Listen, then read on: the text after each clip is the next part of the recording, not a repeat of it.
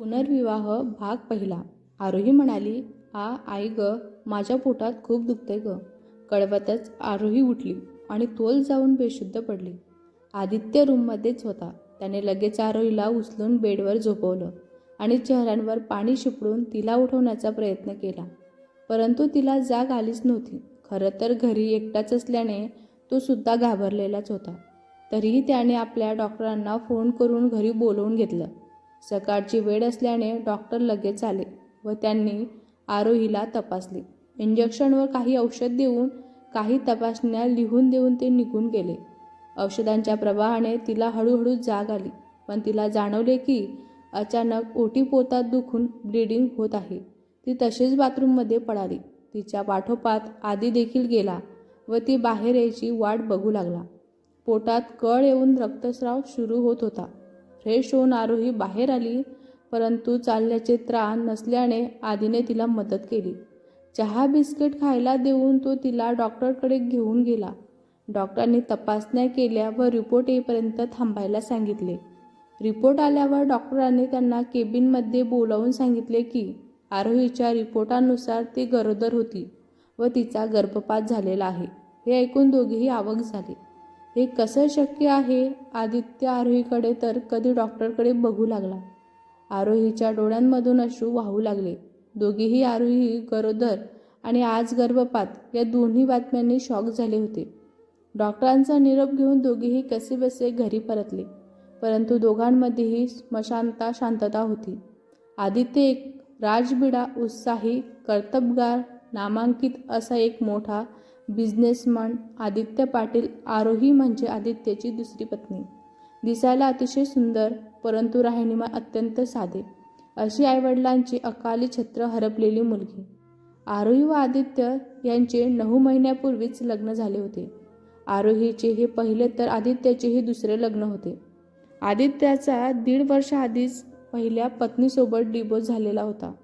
आदित्यची पहिली पत्नी राधिका ही त्यांच्याच कंपनीमध्ये एक एम्प्लॉय होती. तिथेच दोघे संपर्कात आले होते व दोघांमध्ये चांगली मैत्रीसुद्धा झाली. मैत्रीचे रूपांतर प्रेमात व प्रेमाचे रूपांतर लग्नात झाले.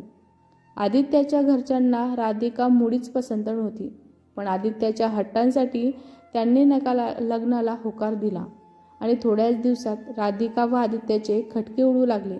कारण राधिका मुळातच बेजबाबदार, fashionable, pub, party, cinema, shopping करण्यासाठी रात्र मित्रमैत्रिणींसोबत हुंडणारी मुलगी होती.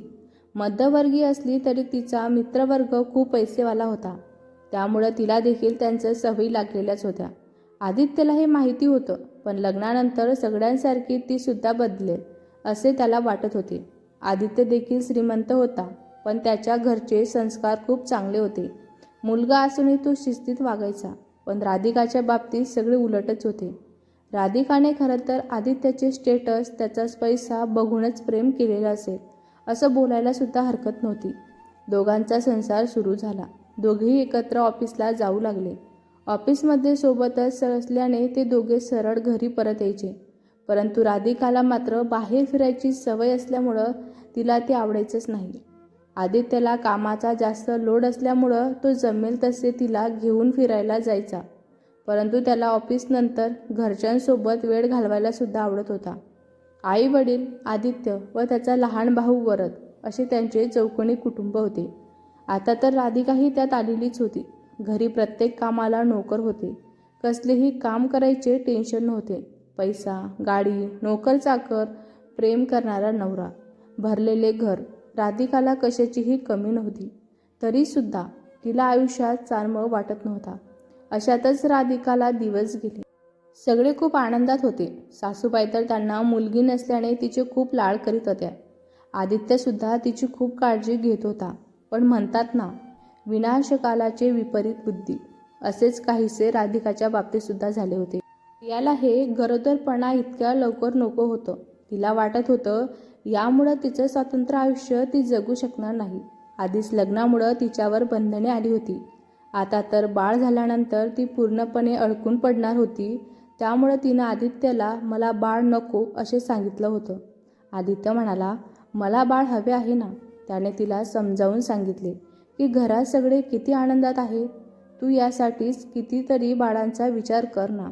तिलाही थोडं थोडं पटत होतं, पण तरीही इतर मित्रमैत्रिणीचे ऐकून तिची ऐकून नकार घंटाच होती.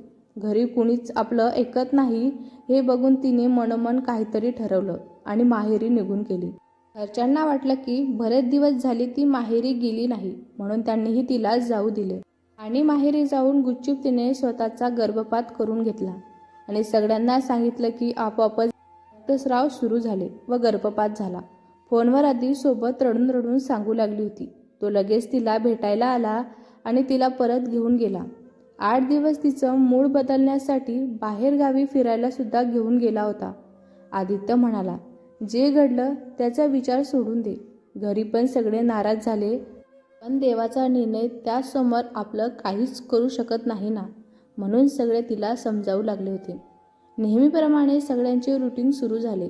राधिका सुद्धा ऑफिसला जाऊ लागली होती.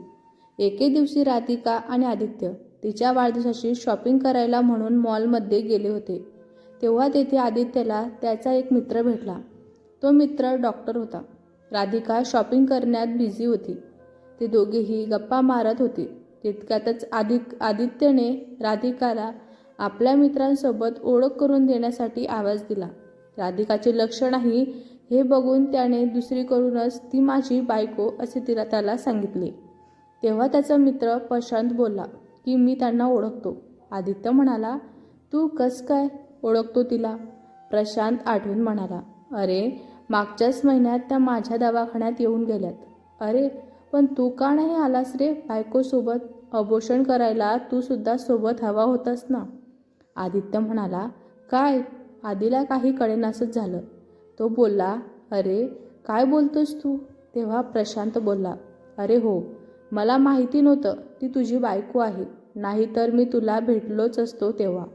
तितक्यातच मित्राला अर्जंट कॉल आल्यामुळं मित्र जाताना बोलला की अरे पहिलीच प्रेग्नन्सी होती तर ठेवायचीच ना, की अजून तुला एन्जॉयच करायचं आहे का? असे बोलून हसत हसत तो निघून गेला. आधीला एकदम अस्वस्थ वाटायला लागलं आणि तो तेथेच पटकन बसला आणि थोड्या वेळाने तिथून एकटाच घरी निघून गेला. स्वतःला रूममध्ये बंद करून घेतले. त्याच्या आईबाबांना वाटलं थकला असेल म्हणून आराम करतोय, म्हणून त्यांनीही त्याला डिस्टर्ब केलं नाही. इकडं राधिकाची शॉपिंग झाल्यानंतर ती आधीला शोधू लागली, पण तो कुठेच दिसला नाही. म्हणून कॉल केला तर तोही बंदच येत होता. म्हणून तीही घाईघाईने घरी येण्यासाठी निघाली. राधिका सासूला म्हणाली, आधी कुठे आहे? तर त्यांनी सांगितले, तो रूममध्येच आहे. ती तशीच रूममध्ये जायला निघाली तर सासूबाई म्हणाली, सगळे ठीक झाले ना? असे विचारले. राधिका म्हणाली, काही माहीत नाही. शॉपिंगनंतर तो एकटाच निघून आला. आता मात्र सगळ्यांना टेन्शन आले, कारण आदित्य असा बेजबाबदारपणे कधीच वागला नव्हता. सगळे त्याच्या रूमच्या बाहेर उभं राहून त्याला दरवाजा उघडायला सांगू लागले, परंतु आदित्याचा काहीच आवाज येत नव्हता. सगळे दार वाजू लागले. तितक्यातच आदित्यचा भाऊ वरद गॅलरीमध्ये जाऊन खिडकीमधून काही दिसतंय का हे बघू लागला. तर आदित्य बेडवर झोपून रडताना त्याला दिसला आणि तो घाबरला की असं काय झालं. त्याने दादा दादा म्हणून खूप आवाज दिला, पण आदित्य फक्त रडत होता. काही वेळाने आदित्याचा रडण्याचा आवाज रूमच्या बाहेर येऊ लागला. त्याला असे रडताना बघून सगळेच घाबरले होते. वरदने दुसरी चाबी घेऊन लॉक उघडले. तशी राधिका आज जाऊन आधीला विचारू लागली, पण आधीने तिला धक्का देऊन म्हणाला, खबरदार मला हात लावलास तर. असे बोलून आईच्या मांडीत डोकं ठेवून जोरजोरात रडू लागला.